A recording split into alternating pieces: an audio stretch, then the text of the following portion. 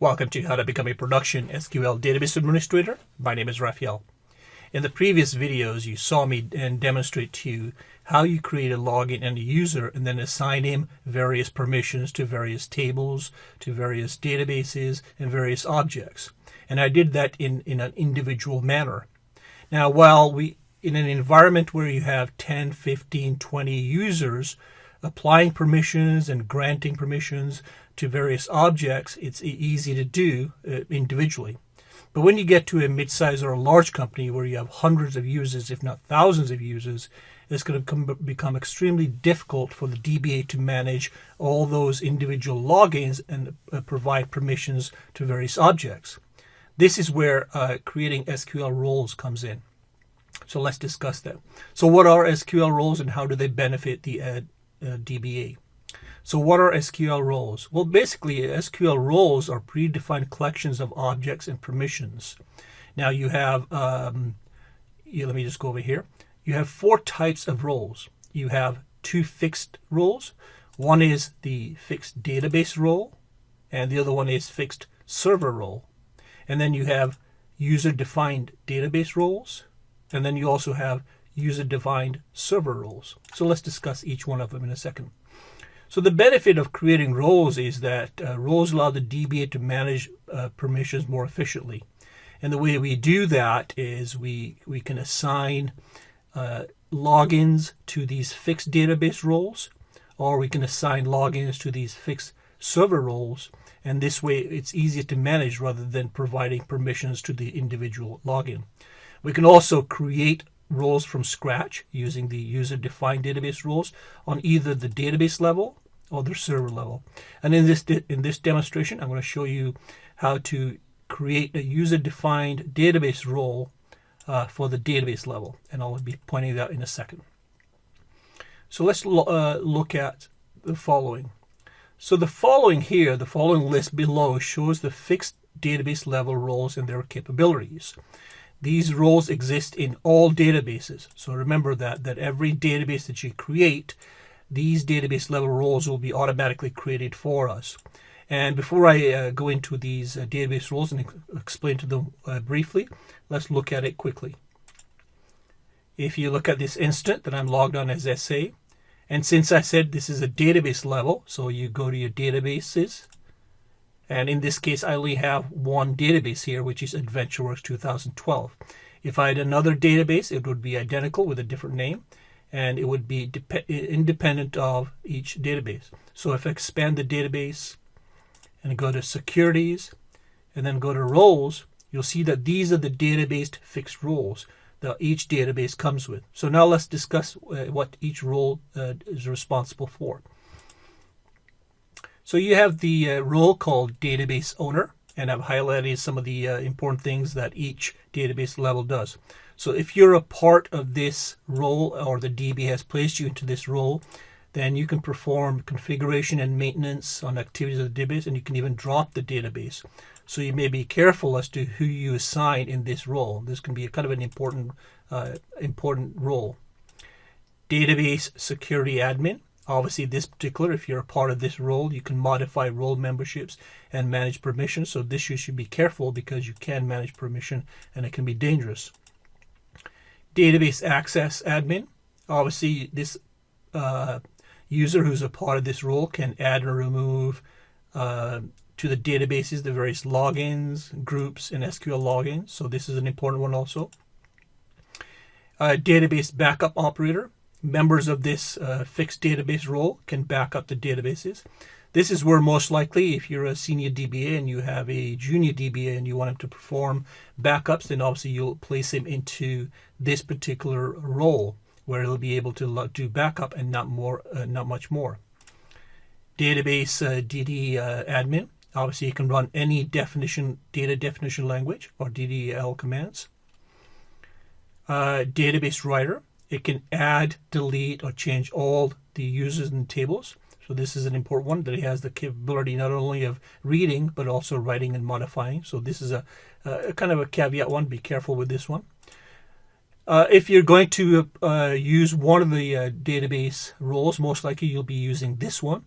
That is Database Reader. In that one, all the logins in this role can read all the data and basically not do any more. So this is probably the most common one you'll use if you use that at all. Then we have a database deny data writer. Now, if you're the reason you're asking is these persons cannot add, modify, or delete any data in the user tables within a database.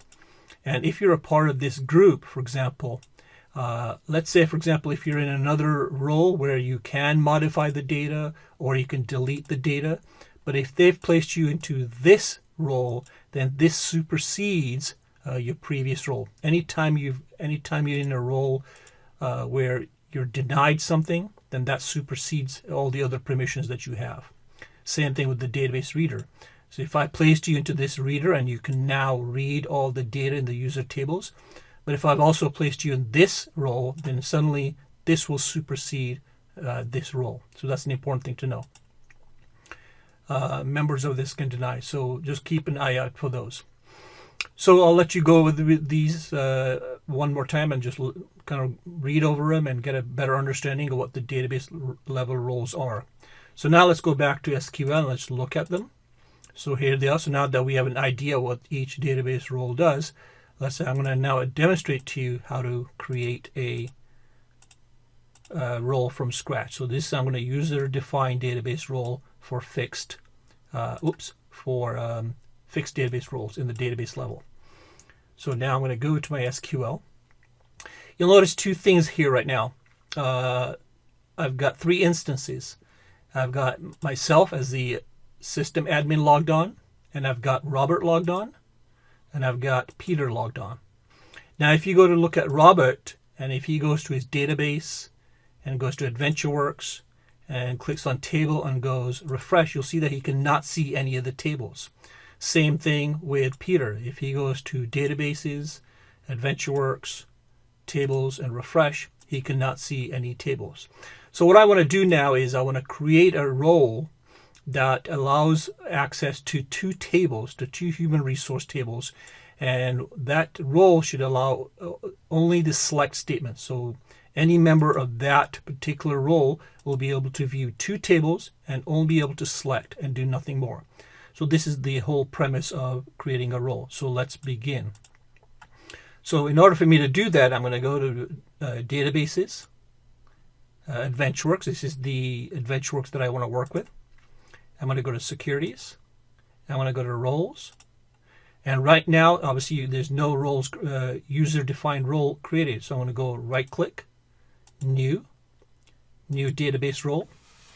And I'm going to call it DB_HR tables. And so now this is the role name that I've assigned. I've put DB as a prefix. I'm going to go to securables. I'm going to go to search. And I'm going to say all objects belonging to the schema. And I'm going to choose human resources. I'm going to go OK. So now I get all the objects for the schema human resources. And as I said, in this particular role, I just want those two tables. I want a department table, and I want to grant select statement, and I want to select employee table, and I want to grant select. So this, and then I'm going to go OK. And there you are. So now here's a user-defined role, and that role basically says now, if you belong to that role, then you'll be able to access these two tables only, and within those two tables, you'll only be able to select the data, nothing else.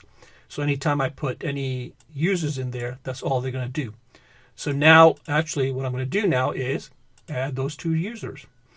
So I'm going to go to roles. I'm going to double click. And now I want to add Peter. So I'm going to go browse. I want to add Peter. And then I'm going to add Robert. And I'm going to say OK. OK. And now these two logins are part of that user-defined role that I just created. And if I go OK, and that's it. So now let's look at Robert. So now that he is a member of that user-defined role, now if he goes to AdventureWorks, Now if he goes to tables and he refreshes, he should be able to view those two tables, and he can. And there's a department and employee.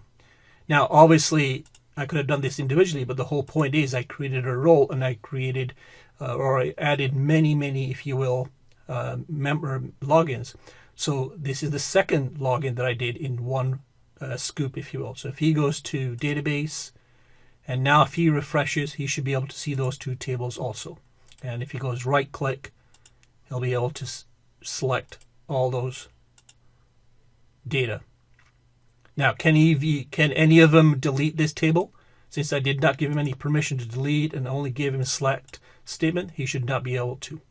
And neither should Robert. So if I go to here, and if Robert tries to delete a table, he should not be able to either, because he's a part of a role that says you can only view the data. And that's it.